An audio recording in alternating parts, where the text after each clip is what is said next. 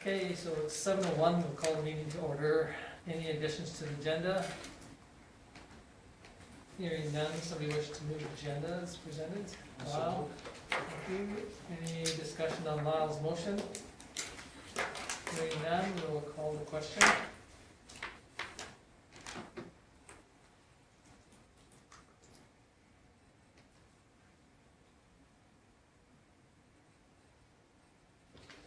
Has anybody's come up? Yours hasn't, Tom. Yeah, mine's not there, it's why it's not. Yes. Okay, so, is it carried? Okay, it's carried unanimously. Moving on to the minutes of March 22nd.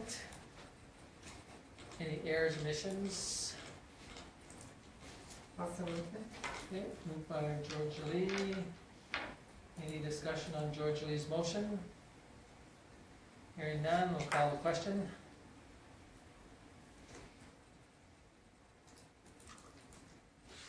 And again, mine didn't come up, so so it's carried unanimously. Very unanimously. Okay, moving on to the committee of the whole on March 29th. Moved by Paul.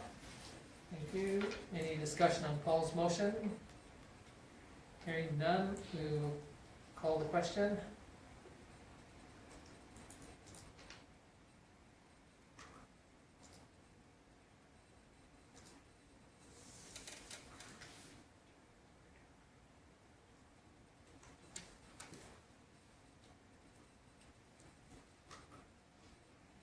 So I guess it's carried unanimously, okay? Yes.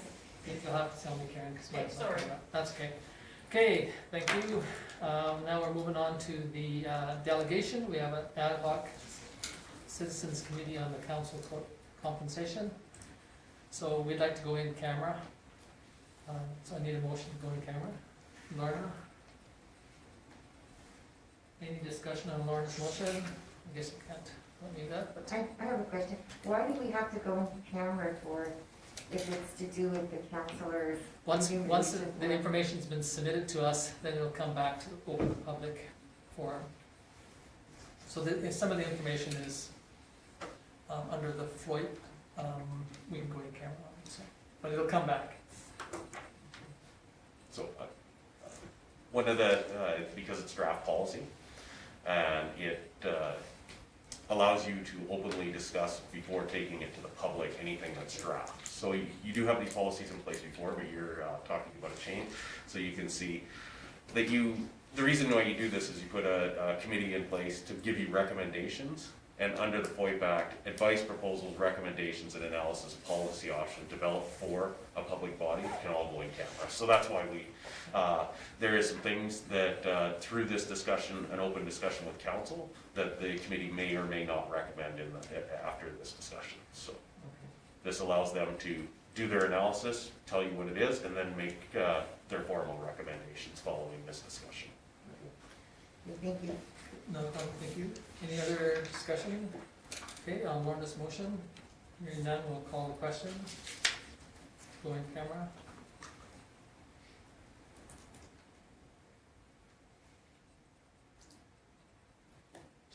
Yeah, carried unanimously. Unanimously, yeah. So we are now officially in, You want the floor, Chair? yes, please. Okay, if you would, Lyle, I'm gonna go back just about to going on.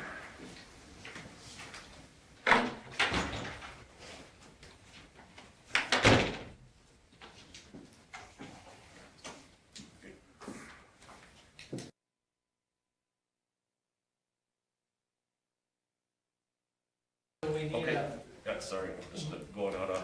motion to come out of camera. George Lee. Any questions on, discussion on George Lee's motion to come out of camera? Hearing none, we'll call the question. I'm gonna have to vote because I wasn't paying attention. Okay, And on your report, Tom? yes, yeah. Okay. Okay, it's carried unanimously. So it's carried unanimously. Yeah, okay, thank you. Okay, we'll move on, thank you very much for that. We'll move on to municipal and the Vulcan County Health and Wellness Foundation. So we received a letter suggesting that they would like to eliminate the board members from the 2 municipalities as a member of the councils. I assume it's both municipalities by the way it reads. Did you want to talk about that one at all, Lorna? I know that you sit on this committee, so. Yeah, Andre had phoned me and said that they were going through the governance and going through the policies and bylaws and procedures and whatnot. And they want the trustees to take a bigger role in the running of the foundation. And they really felt that, how would I put it? They felt that the county and the town council probably were already at a lot of meetings, and they would like whoever sits on this to be, as a voting member, to be take an active role on their committees, which would mean quite a few more meetings and time frame, and they didn't feel that it was really fair to the town or county rep to take part of that. They would like us, if possible, to continue to be, as say, an advisor, to sit there without a vote, and to bring information and back and forth for communication. And I think that's basically what they had in mind. I have concerns about being an advisor role, because I feel that's one other group we had involvement in. And it just felt like, they couldn't participate in the discussion, or didn't, even though I'm not sure if this committee would do it, but in the other committee, it started off with they couldn't even discuss anything, they just kind of went there as a bump on the log and didn't participate in it at all, especially after taking the course to be part of the group, but they couldn't still be part of the group type thing, so. So, like I said, I didn't know if I would be back or not, because we'd have to see what council thought, whether they wanted me to go as an advisor. So when will this take place? It took place April 1st. Oh, I'm sorry, I Yeah, didn't read that. so it passed at the last meeting, under their guidelines, so, So they would have to approve these at their AGM then, obviously, then, well, they put them into effect already. yeah. So, they said I could come as a private citizen. I would have to go through all the process again to be approved. But that doesn't fulfill my role as a counselor, so I don't think that would be where I would go. So either the council thinks I should go just as an advisor, or we just quit. Okay. I mean, I see the benefit of having a communication liaison, but I'm not sure that's what our role should be. So I guess it's up to what people think, and I don't know whether we discuss it at some other time, or right now, or when.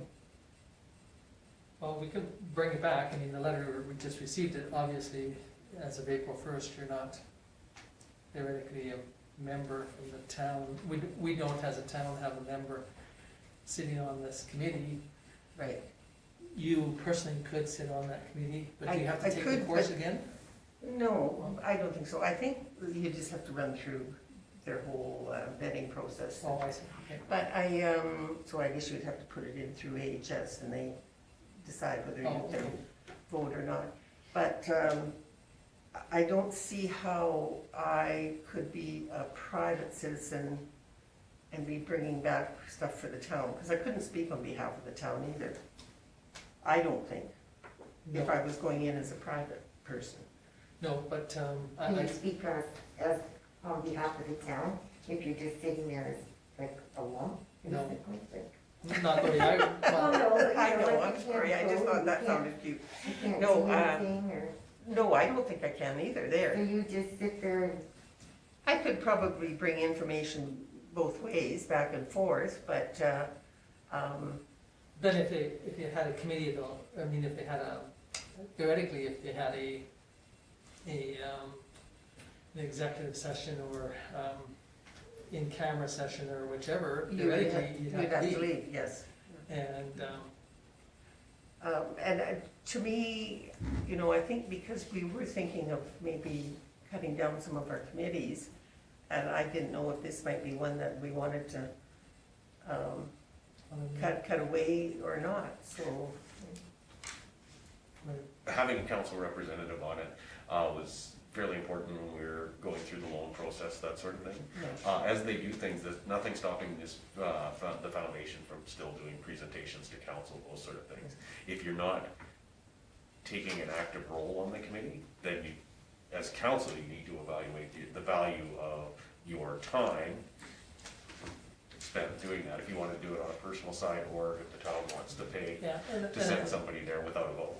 And I think in the past, we've been very fortunate, we've had some great, you know, representation, but I mean, I'll go back to, you know, some of the other committees that we've had over the past.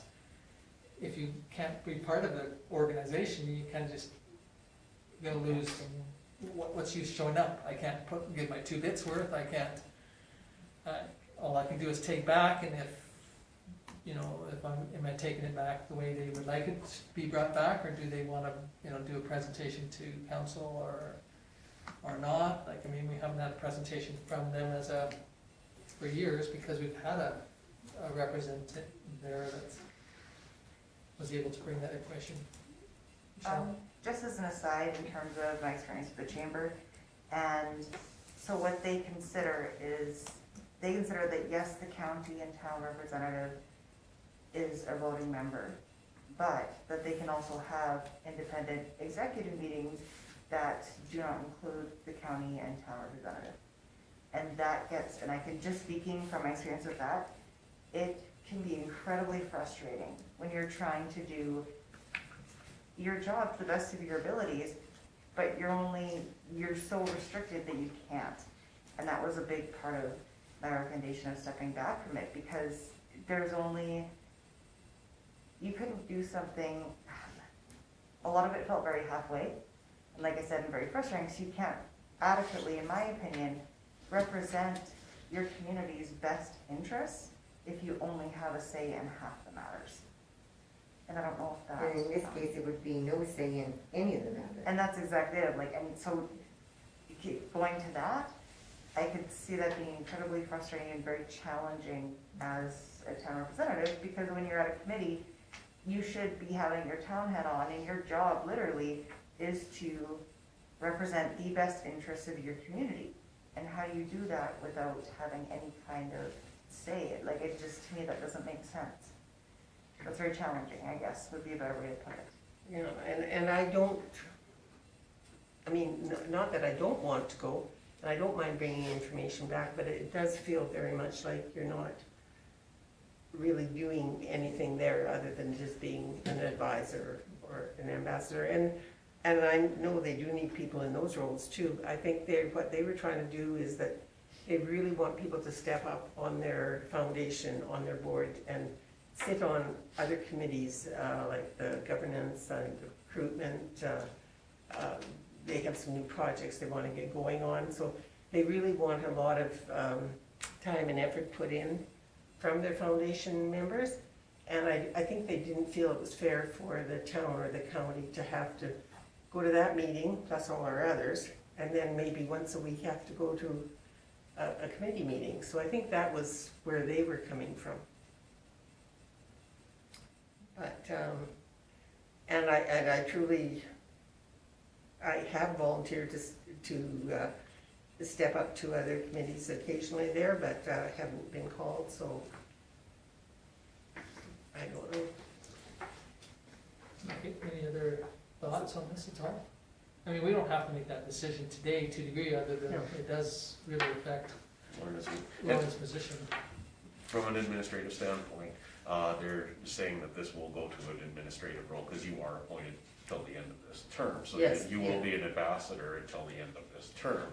You will look at it again in October for the reappointments. It would give you an opportunity to see if you, Well, yeah, whether in that that works or role, not, yeah. if you're actually having input to the committee, and if closer to that, we could bring it to council before the election to make a recommendation for committee appointments. But on the other hand, if, you know, that position's not theoretically required, we could eliminate it today too. So Absolutely. I think there's only maybe 3 or 4 more meetings before this ending, so I mean, I suppose I could go for a couple just to see whether I felt like I'm contributing. Yeah. Maybe I wasn't contributing anyhow, but it's just, that might give us a good feeling. I had never thought of it in those terms.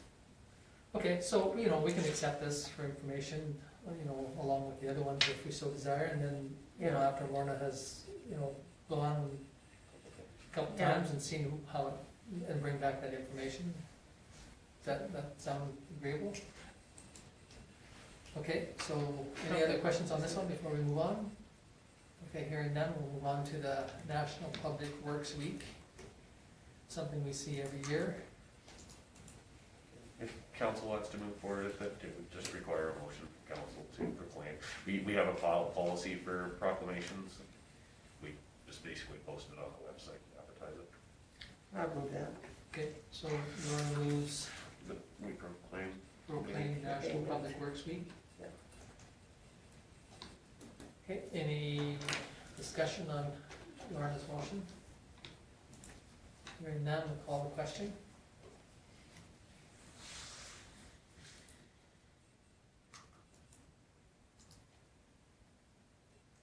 Carried unanimously? Yep. Okay, carried unanimously. Okay, we'll move on to SouthGrow's report. It just kind of highlights the stuff that they've been doing and going through and.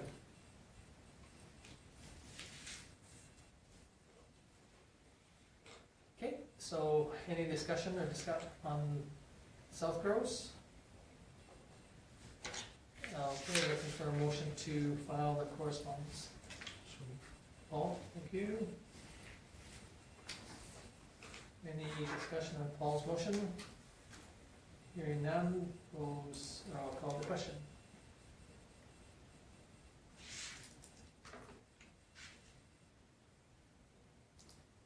So it's carried unanimously? Yes. Moving on to Kin Games.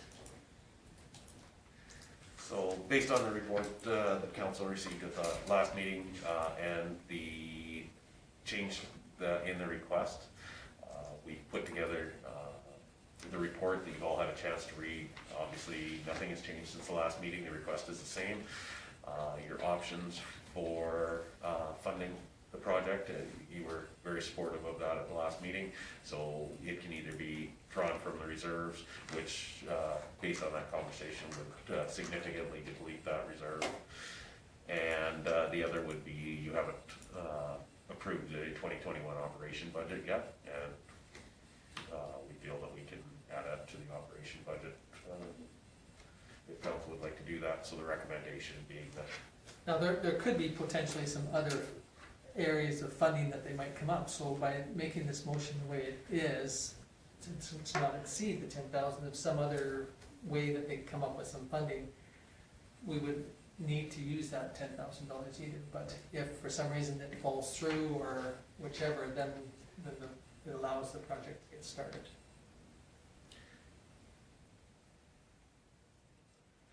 I would like to see this go ahead. So is that a motion on that? Okay. Move that we commit the 10,000. as per the recommendation, you want me to read it out? Yeah. That council approve the contribution not to exceed $10,000 towards the fabrication of games, fire pits, and counters for the Kin Hangout project, with the funds to be drawn from the parks category of the 2021 operation budget. Yes. Couldn't have said it better myself. No, that's great, thank you. Any discussion on Paul's motion? Hearing none, I'll call the question.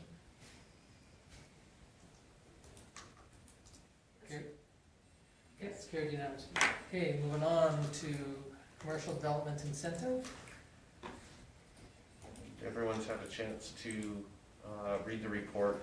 This is, as per our policy, the application is attached. This is for renovations to a building for a new business. And so supplied all the receipts, did $17,000 worth of work, and qualifies for the $1,000 as per the option 4 of the policy. Very straightforward unless council wants to change anything on there. There's money in the budget for this, so the motion, the recommendation is to approve, and then you don't actually, the $1,000 on this one, if it was waiving the taxes, you waive it at the point where you do this, but this one will be a credit on the account, so. I'll make the motion that council approve the commercial development incentive application PL 12.21.02 as presented. Thank you very much. Any discussion on Lyle's motion? It's very concise. It is, he does a great job. Okay, we'll call the question.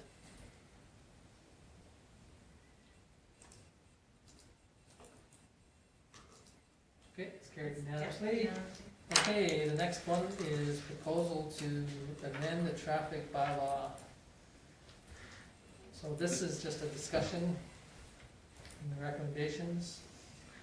So based on the report, Tim has submitted this report based on responding to some speeding concerns around the community and doing some looking into it. He took the speed signs out, did obviously some data collection on various locations, and in talking to other communities and that for the concerns, it came down to, as his report said, safety concerns for the community and the difference in lowering the residential speed limit from 50 to 40.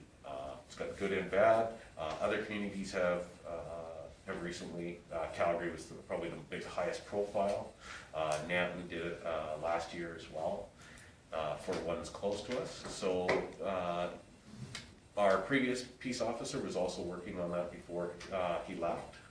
Never did actually make it to council, so one thing that Tim wanted to work with was is to bring this to council to see if it's something that you want to consider or if it's not the right time. One thing for consideration is that as a bylaw, without the peace officer designation, he cannot enforce this, but that's also why he's reached out to the RCMP to see if they support, because they would be the ones that would be affected the most by the enforcement side of this. So, And there are other communities too that have gone to 30 kilometers per hour, and they eliminated all their playground zones and all their school zones, so it's 30, 24/7, 7 days a week, and eliminates the signage, the hassles of knowing where you're in 30, where you're in a 40 kilometer zone, where you're in a 50 kilometer zone, because we will still have a highway, plus in his recommendations, we still have a truck route that he's saying still keep at 50, even though the people that probably live along that truck route, some of them would say lower it too, so. One concern I have with the truck route, there's going to be truck traffic on it, and they're gonna go into residential, or are they gonna be thinking, oh, it's 50? there's no, Or we just do it 40? But we can't do the highway, we can't do We can't do 534, the highway, we can't do 534, but we can do, we can do the truck route from off of 534 all the way down on First, we could do that one as 40. Like I said, there's a community within 30 kilometers or 40 kilometers of here that is 30 throughout the whole community. And it doesn't matter whether it's on a truck route or it's not. for the comment on the large trucks through residential, we've never had a large truck doing 50. Our streets are far too narrow for that speed. okay, and even on First Ave? Most of them don't do 50 down Well, I would. Past the venture- county, we get some pretty I good would speed. there. Okay, I'd venture to guess that it's probably worse than the 534 is. That's one of the data collections for speeding is between the seaplaning plant and the county in that stretch. And again, I don't think it's truck traffic as much as it is other traffic that, because there's no stop signs for, 4 blocks on that one chunk. And that is another method that some municipalities use for traffic calming, is they put up stop signs every intersections. And go away from yield signs, and that's a traffic calming method, or a frustrating calming method, whichever way you want to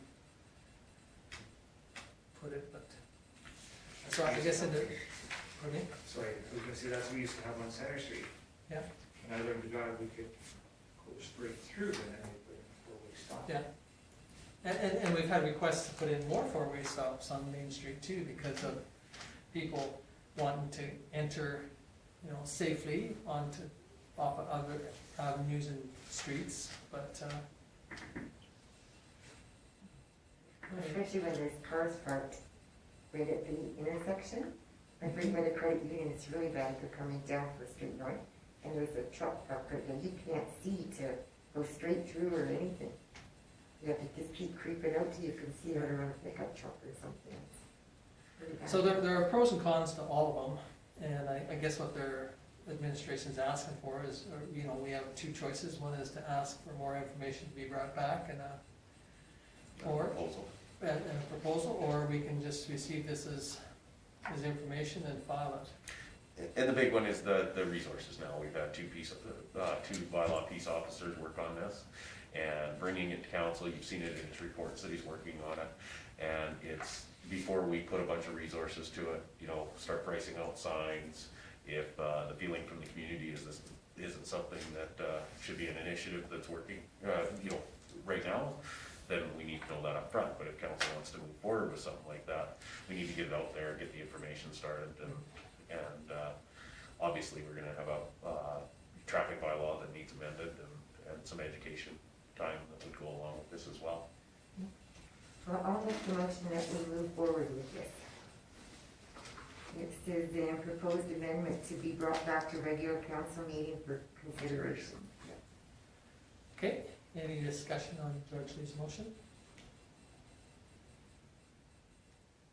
Okay, hearing none, I'll call the question. I'm opposed.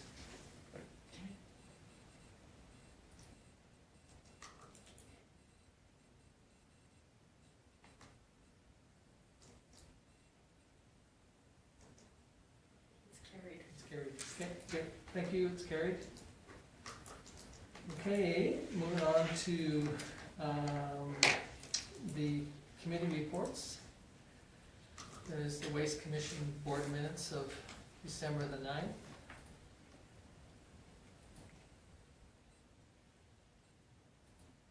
Any questions on that one? Does the Waste Commission only meet every 3 months? No, they're supposed to meet more often, but Oh, I see, okay, they have a hard time getting a quorum. okay.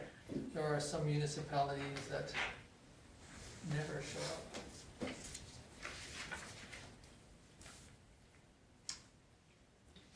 Okay, anything else on that? Okay, no, we'll move on to the Mayor's and Reeves. So it's from the March the 5th meeting.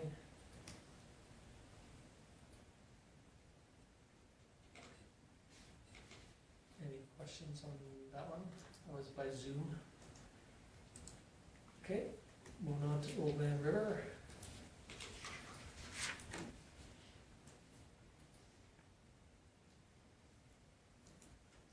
Any questions on that one? Okay, hearing none, we'll move on to the Twin Valley Regional Water Commission, which just met. And then,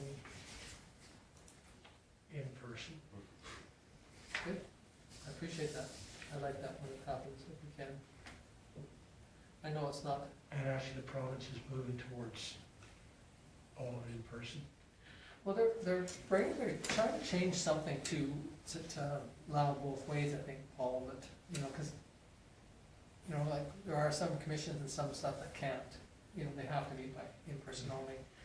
And they're trying to change their policy so that they can, but anyway, I just think that personally, if you can, it's great. There are times when you just can't do it, and I appreciate that personally, but it is nice that you're able to meet in person if you can. So. Okay, any questions on any of those four?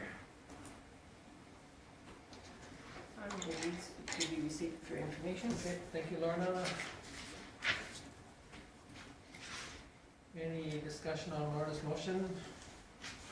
Hearing none, we'll call the question.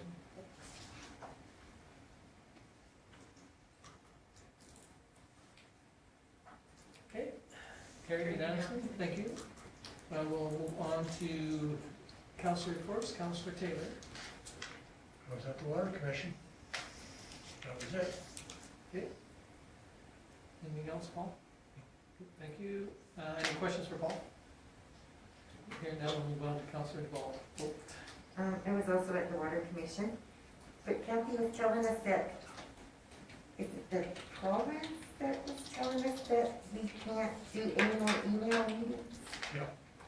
And that they have to be done either by Zoom or in person. Can't be any more email meetings. But they consider the commission now almost like a Municipality. It's a municipality. standalone, yeah. Yeah, so we won't be able to do any more online like that, so, which I think is good. Yeah, that's all I had to with the Water Commission. Okay, any questions for George Roddy? Hearing none, thank you. We'll move on to Councillor Magnuson. I didn't have any meetings, I just had a couple discussions with local residents. One was about the fence around the swimming pool, wondering why it looks so ugly, and I said, well, you can't paint when it's way below. I talked to Kim, that's happening this spring. And coming from our committee of the whole meeting, I would like, I guess I'd like to make a motion, put it on the floor, that I would like, we put that to administration to bring something back to us where we can vote on this. I mean, we've had just about a month to go over and to chew on this for a while, and I'd like to move forward on a decision regarding this. So, to add it to the agenda. Add it to the next month's agenda. Okay. Yeah, we don't have to have one. You don't have to have a motion on that, it's just a discussion. And so for the agenda, when we put the agenda together, we review it with the mayor, so I'll just make note that to add the discussion from the committee of the whole meeting to the agenda for Okay, that's all for the next meeting. okay, that's it for Lyle. Any questions for Lyle? Okay, none, thank you. Moving on to Councillor Thomas. Library board meeting is next week, but we are back to curbside service with going back to phase 1. That's too bad. Okay, anything else? That's it. Okay, any questions for Rod? Thank you. Moving on to Councillor Thomas, or Roddy, sorry. So I have the chamber as well as community features. Kind of the shorter, sweeter one, I'll go with the chamber. First, which really, it was just kind of the report of our current members and the utilization of, how many members are utilizing the medical benefit side, this, the, that kind of thing. And then also the kind of a notable item on that, and the reason for the meeting was, there's an issue that a lot of smaller communities have been doing, and it's where, people can come in, that live there, and exchange gift cards for big box stores, for local gift cards.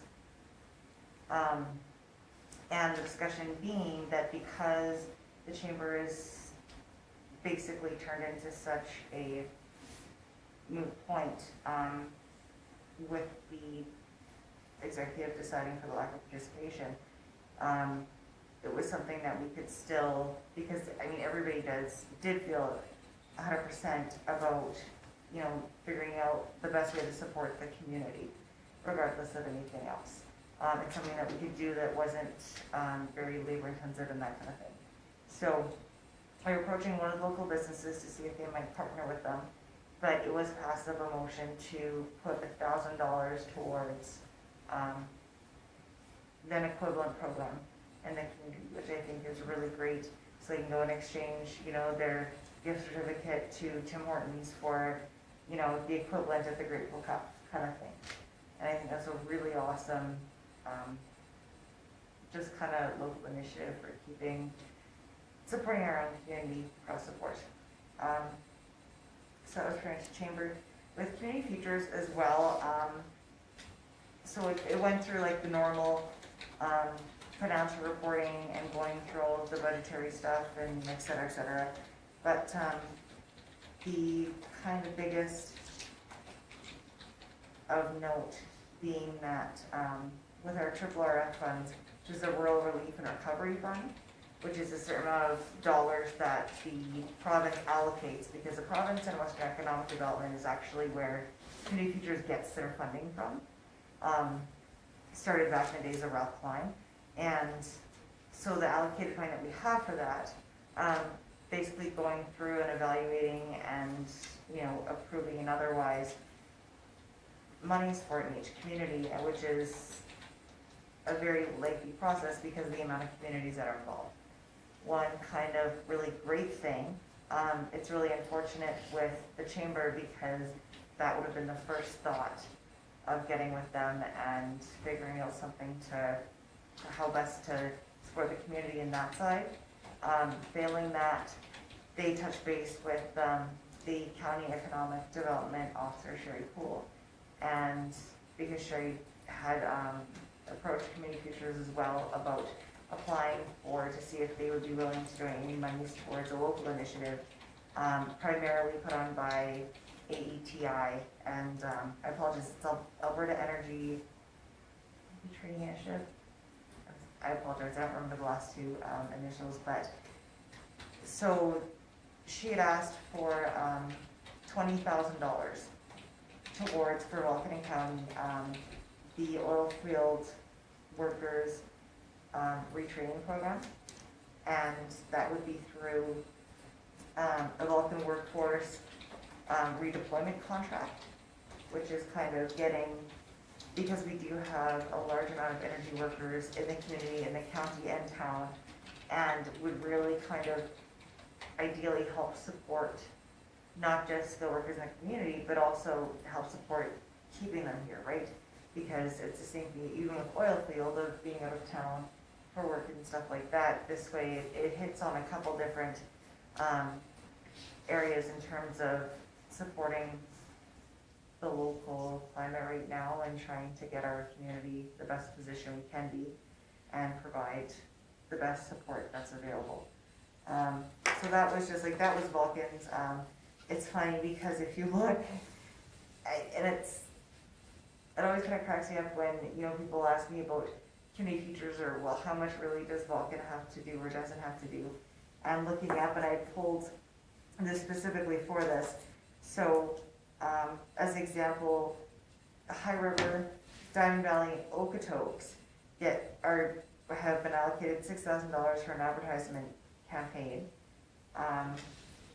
There was another community that was helping sponsor like $1,000 towards, I think it was a couple of their local, they didn't have a chamber of local economic initiatives.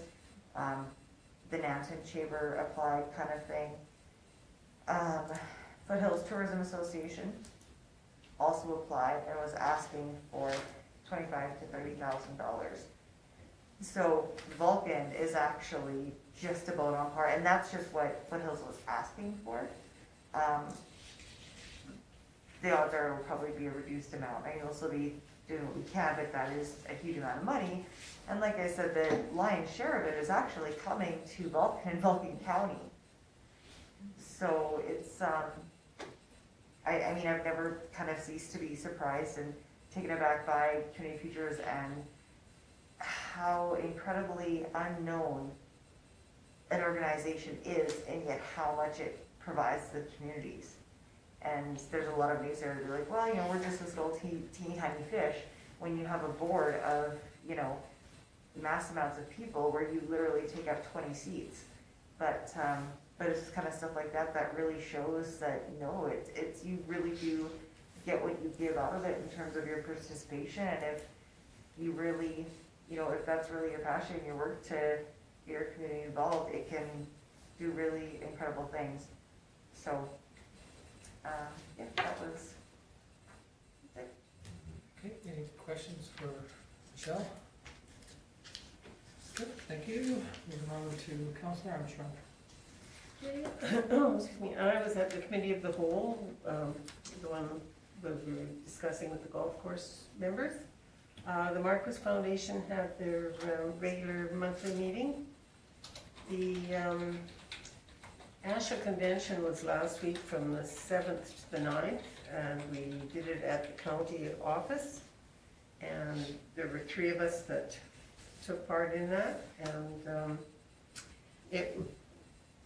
it had some frustrating points because it was by Zoom, and we have probably, 600 people on, and sometimes it worked, sometimes it didn't. And so I think the good thing was most of the sessions were recorded, so we can go back in and look at them. I was going to do it on the weekend, I didn't get around to looking at them all, because some of them you heard parts, and then there was a glitch, and then you heard parts, so sometimes it was a little bit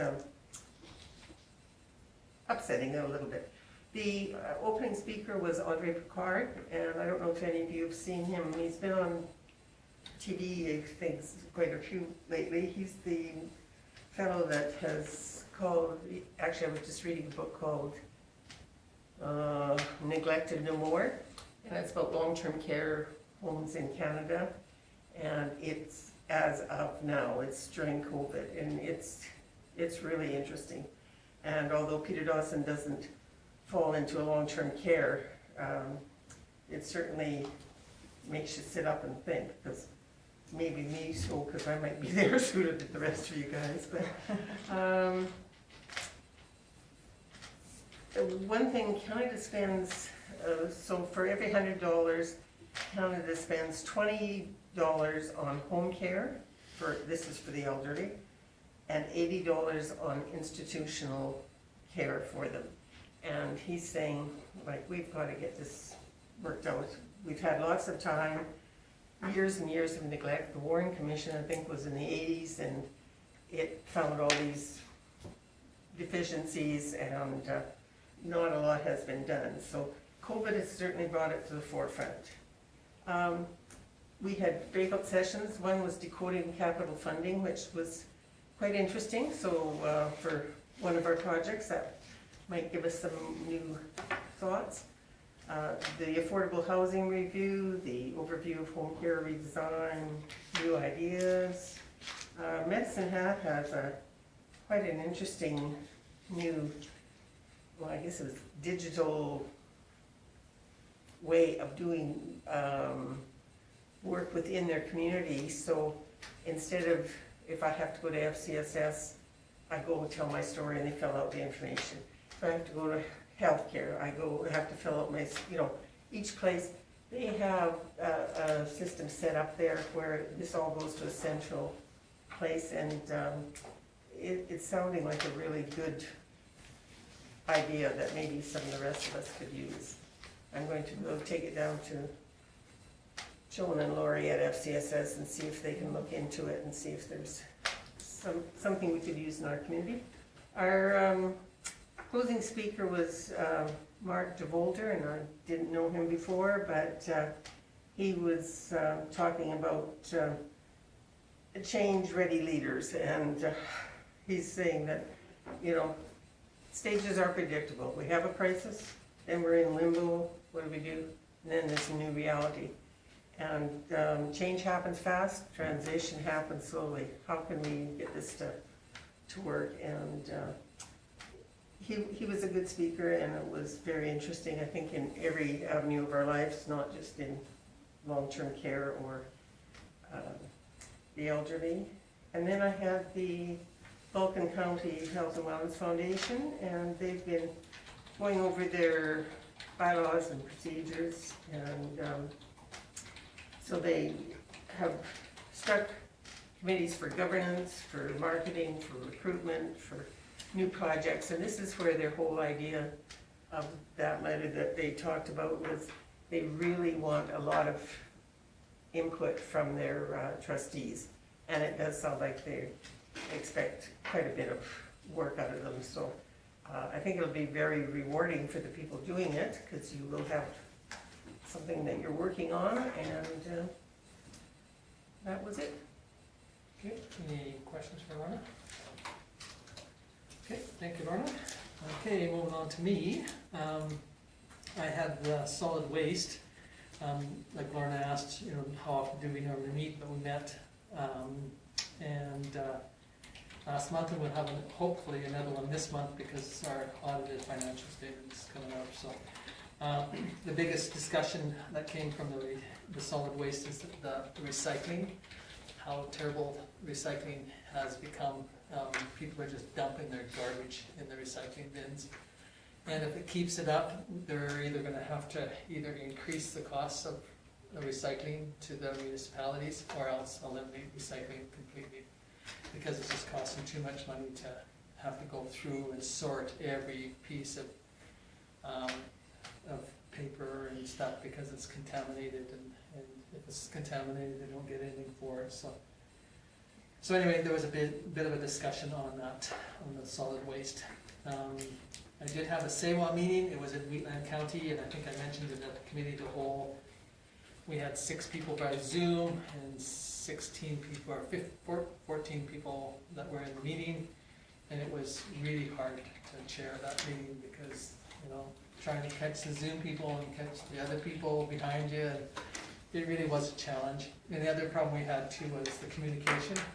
If you didn't speak into the mic, people on the Zoom meeting couldn't hear, and it was very challenging, but I mean, we made it through it. But anyway, so it wasn't friendly. So our next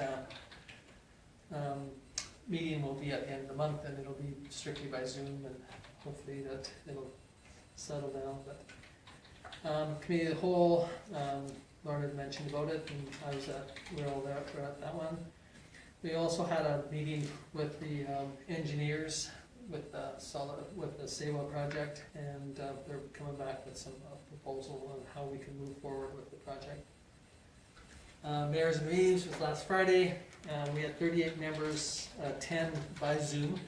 I don't know who all they were because there was only about 18 of them that were, you know, you could physically see them. The other ones were either called in or had their camera off or whichever. And again, I kind of felt sorry for the poor chair because, you know, somebody would throw up a question and he didn't get it, and then they didn't get their question answered and they were upset, and, you know, I mean, it was really, I really kind of felt sorry for them. It's a challenge of dealing with this process. But we did have 3 MPs, or, well, 1 MP and 3 MP representatives in place of the MPs. And, I mean, the major discussion was over COVID. It was a major thing that they all brought up. And, you know, of course, they're in opposition, so they'll have to what the other group is doing as our federal politicians. We had 1 MLA. He's the one that seems to participate the most. It's Grant Hunter. Kind of feel sorry for him because he usually gets beat up really bad, but yet he keeps on coming back and he takes it. I mean, the other MLAs that they don't even participate, and, you know, so poor Grant, he gets it from both sides, whether you're in favor of what the government's doing or not, or whatever. But anyway, I mean, and some of the questions that people ask are just, you know, you wonder what they had for breakfast, because they really are disappointing, some of the questions. Anyway, and the other thing that came from that Mayor's Reeves is, again, with coal, that if you have concerns about coal mining or whatever, they've opened it up for public input, so you can go online, put your 2 bits worth in. They have a committee that is representing the group, and to try and collect this information. They're going to bring a report back in November. So if you have any burning feelings about the coal industry or what they're doing or not doing in the mountains, you know, please participate in that surveys. That closes on the 16th, doesn't it? I'm not sure the exact date. I think you're right, Paul. I think it does close fairly soon. So you don't have a lot of time if you want. But even after that, though, they said they would accept information as long as it's not just, you know, A rant? yeah. Right now is the ranting process. And then I there was a presentation by a voting company. Right now, it's illegal to do the voting in Alberta by using companies like this company, but yet they can do, you know, surveys and a whole bunch of different things. So I did forward that information on to Kim. I just thought it was kind of neat because I think that it's going to be, especially, you know, a sign of the times, you know, that we're going to end up going, probably for this election, probably not. They did give some cost allocations of what it would cost to do paper balloting compared to, you know, other type of balloting. And anyway, so they kind of, it's financially, it's got some merit, but there was, Mayor Spearman said, put a motion together, and one other guy really had issues with it because they needed, from one of the rural municipalities, again, they can't pass gas without asking permission from their lawyers, and we're taking it back to the council. No, he just says, you know, can we draft a letter that says, you know, can the government look into this type of thing for voting in the province of Alberta, not knowing that it wouldn't happen this election, but maybe other future elections. But like I said, these two councillors, or Reeves, said that they could not even participate if they didn't take it back to their council and have it voted on first before they could vote on whether we could draft a letter, which I guess is just disappointing. Kim and Stu and myself met with Ron and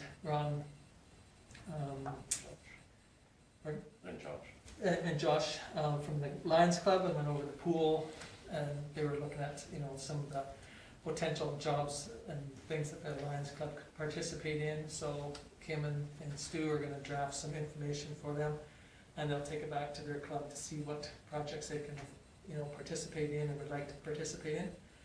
There's an example where Josh came in with a feeling that he wasn't sure about the fence once he got inside there and realized how nice it was. Today was a fairly windy, ugly, cold day standing outside. He got inside that surrounding and it was really quite nice. So he was one that I think that would have changed his mind of, you know, the potentially the ugliness. But I think once we get some trees or some shrubs or some planters or the landscaping done, I think the philosophy of the fencing might change, because it's no different than what we had, other than a couple windows that nobody ever, or very seldom ever looked through. So anyway, it was a very positive meeting and discussion with two members from the Lions Club, and anyway, and then I had a phone call today, or a phone call, some of you other ones have had it, so anticipate that you'll get another phone call from a taxpayer of our community, so. And that's about it for me.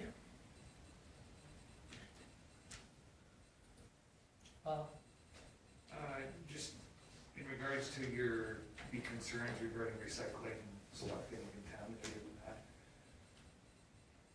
are there any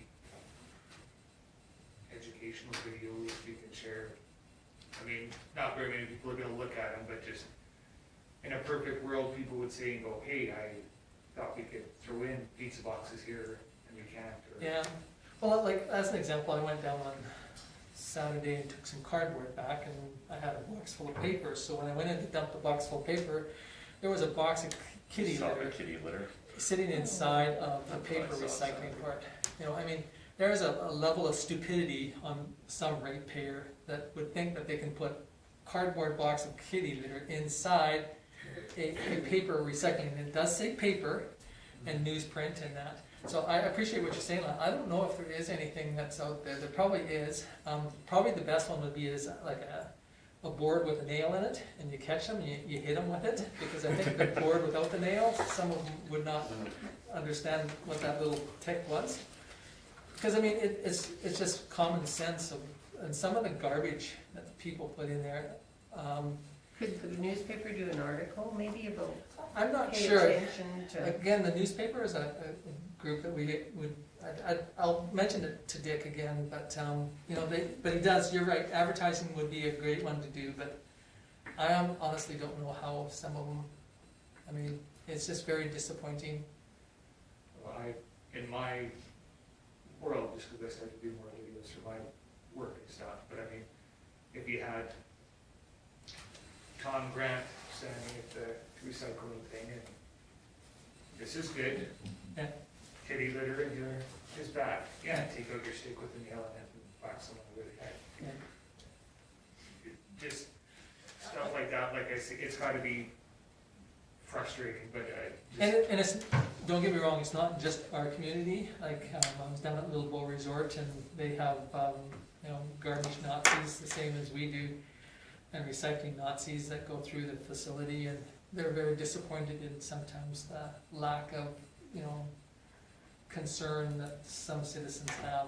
But all I know is that the cost of recycling is getting so expensive, that you kind of wonder, as an example, Coaldale, they took an 80% increase in their cost. They've got the green and blue and the black bins, or gray bins, whichever way you wanna call it, and the company that does the green bins now have just increased it because they're getting so much contaminated and stuff that should be in another container that they're just getting to the point where they're saying we can't do it anymore. So it's not just our community, it just seems though it's mentality all the way around. But I will bring it up at the next meeting, thank you. So I think sometimes maybe people don't realize what, you know, like, I was one that put pizza boxes in the cardboard for years because I didn't know Yeah. that you couldn't, you know, it looked clean to me. But yes, I took the pizza out when I got it and it was, but, so maybe it's just not understanding what you can and can't do. So give some people the benefit of the doubt. Oh, you betcha. Oh, And there are I'm not some sure that they all truly understand or care. Yeah. But, you know, if there was some way we could get that out to people that, you guys. And at one time too, we talked about doing it again, but, you know, leaving the garbage bin there.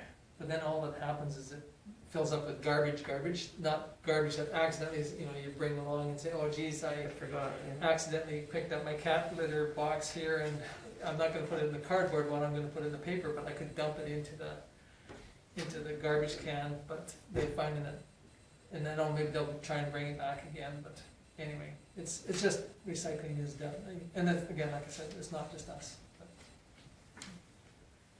Okay, anything else? Okay, if not, somebody wish to move the verbal reports? Paul? Any discussion on Paul's motion? If not, call the question, I'm in favor.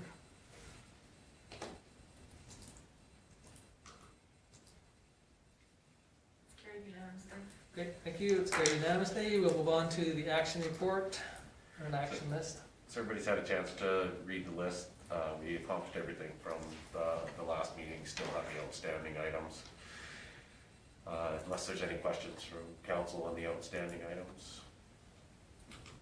Move on to my CAO report. Okay, yeah, go ahead. My CAO report, we obviously did the committee of the whole meeting, did the preparation for that. I've been still in contact with Tangle and Ward Brothers. They're doing some final scheduling for the commissioning at this point. It'll be on my next report, but I did meet with Tom, Stu, Josh, and Ron at the pool today as well. And really, it was just to clarify, the Lions Club have different projects, tree programs, things like that, and it was trying to get a handle on all of those as we're finalizing the stuff at the pool, landscaping, those sort of things, to see what the club was interested in participating in and what we from the community could help coordinate for groups working together and things like that. So we sent the notice for the ICFs to Municipal Affairs, and they confirmed that we've filled our commitment with that. So they thanked us for that, because some communities didn't get theirs done. So provided the interesting one for the Whispering Creek Homeowners Association. They had some questions about the raw water that they irrigate with their with the creeks up front, and there was an agreement with the hospital when that development was put in place that they could take off of the hospital line and supply those creeks. The only part that the town participated in is they granted permission to cross the town right away with those connections. So we clarified with them because they had some issues with how much water they're using, that sort of thing. So we've got them working with the hospital to possibly put in a meter so that they know how much water they're using. Because at the end of the day, we charge for that. If we get to a point of charging for that water, it'll all go to AHS, and then they'll have to bill it back to the homeowners association. So we're just trying to work with them to get the best route for that happening. And of course, all that stuff was put in place long before we had a commission where we charge for raw water. So it provided that background information. They found it very helpful. They're gonna get back to us and continue working with Stu on metering options for that. Obviously, we're gonna talk about some changes that will be happening administratively, and we'll talk about that a little bit. And unless you have any questions on the rest of it, it's fairly. Okay, hearing none, we'll move on to development officers. Quite short and to the point. Yeah. Okay, any questions? If not, we'll move on to public works.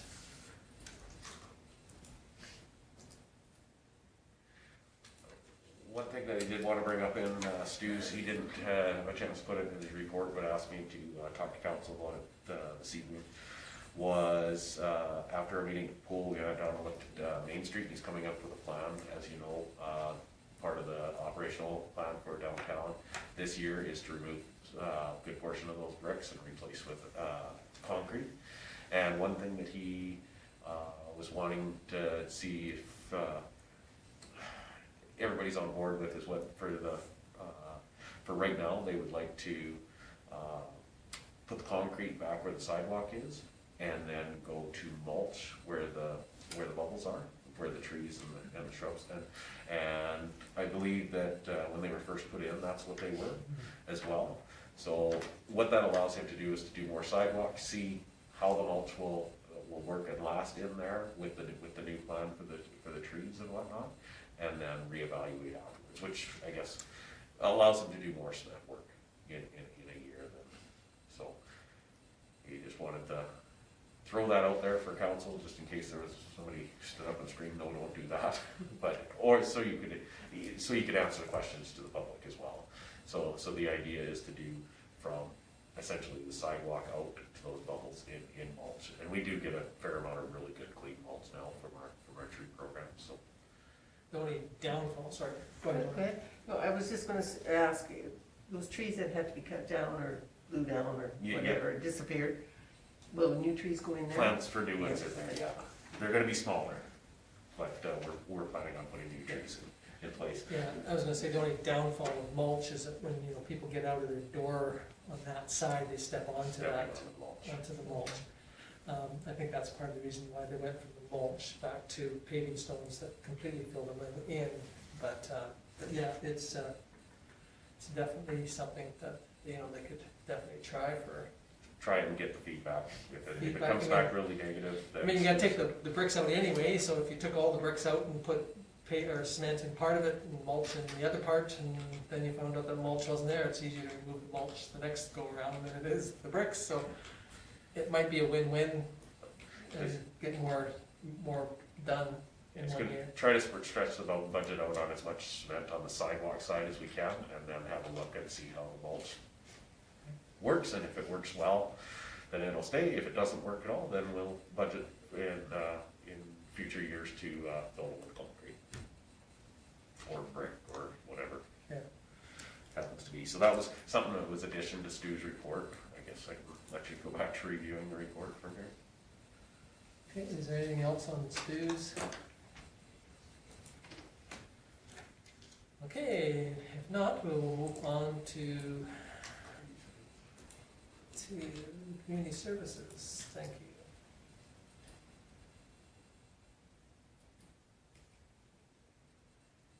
What is the thoughts on what's gonna happen at the pool, or we just waiting to see what?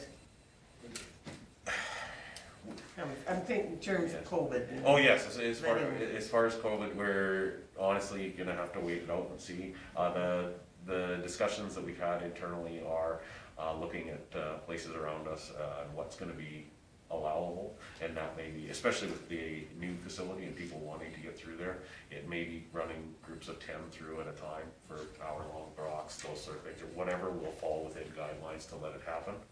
Regardless, for the commissioning, we have to have the thing up and running in the beginning of May. So we will be raring to go as soon as we're allowed. We'll just do everything we're allowed to do inside the restrictions. So it may modify the grand opening, it may modify that first swim that was auctioned off, those sort of things, but we'll just try to do everything we can to get our community through the facility. Okay, any other questions or thoughts on Bonnie's? Our tourism staff is also raring to go, but we don't have a facility that can open at this point, so we're playing that day by day as well. Okay. Nothing else on that one? Okay, moving on to bylaw.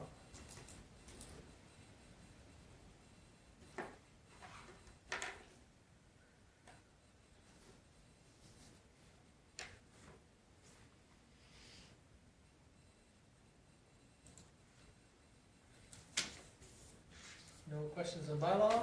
Okay, we'll move on to fire.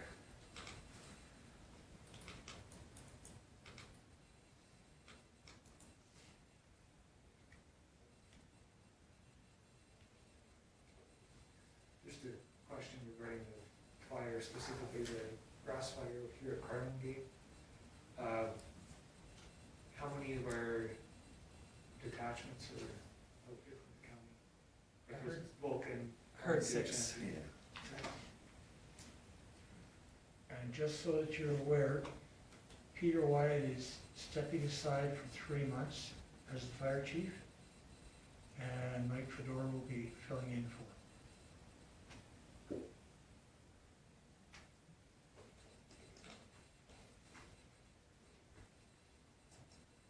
Okay, thank you. Any other questions on? Okay, I need a motion to receive the administrative reports. Laura? Any discussion on Laura's motion?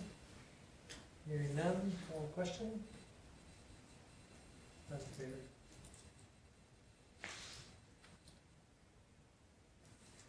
Carried unanimously. Okay, it's carried unanimously, thank you.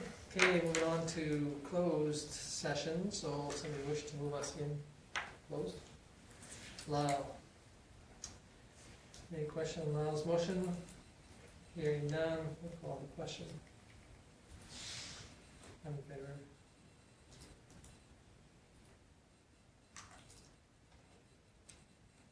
Carried unanimously. Okay, it's carried unanimously, so I think you're gonna have to move again, Lyle.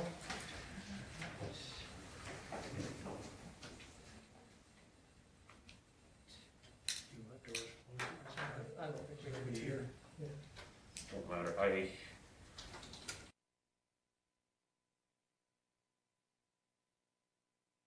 Moves us out of in camera.